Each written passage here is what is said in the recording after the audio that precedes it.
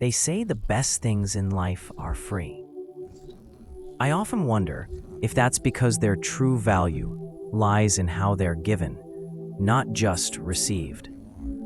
It's a thought that often occupies my mind, especially when I recall the ordinary people and quiet stories I've been fortunate enough to encounter, like the story of Arthur and of an unspoken currency called kindness.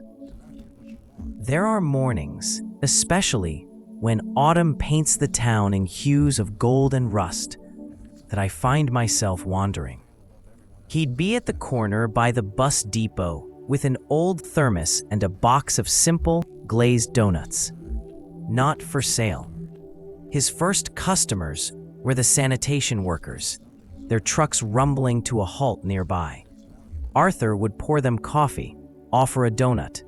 "Something to warm you up, fellas," he'd say, his voice a soft rumble. Their tired smiles in the pre-dawn chill were a currency all their own. Then came the construction crew, heading to a nearby site, and a few early commuters huddled against the cold. A cup of coffee, a donut, a brief moment of human connection. I learned later that Arthur had lost his small hardware store during a bad recession years ago. He wasn't wealthy.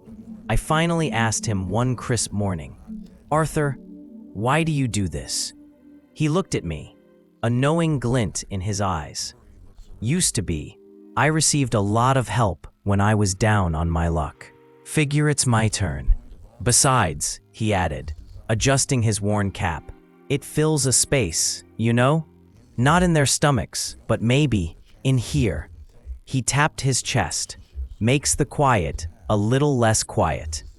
It made me think of Sarah, a young teacher at an underfunded public school downtown. Her salary was modest, yet every fall, she'd use her own money to buy extra notebooks, pencils, and sometimes warm coats for kids who came to school without. She told me once, her eyes bright, "When a child who thought they couldn't suddenly can, when you see that spark, that's my paycheck." It's like I'm investing in tiny miracles. We often measure our lives by what we accumulate, the size of our homes, the figures in our bank accounts. But perhaps the truest measure lies in what we give away, in the imprints of kindness we leave on others' hearts. Giving isn't always about grand gestures or hefty checks. Sometimes, it's a heartfelt compliment to someone having a rough day, a patient ear for a friend in need, an hour of your undivided attention for a loved one, setting aside the ceaseless demands of your phone. These acts, seemingly small, are like single drops of rain that together can fill an ocean of goodwill. They weave invisible threads between us, reminding us that no one truly walks alone. And when you give, you don't diminish yourself. You plant seeds, seeds of joy, hope, and human connection. Eventually, those seeds blossom, not just in the lives of others, but within your own soul.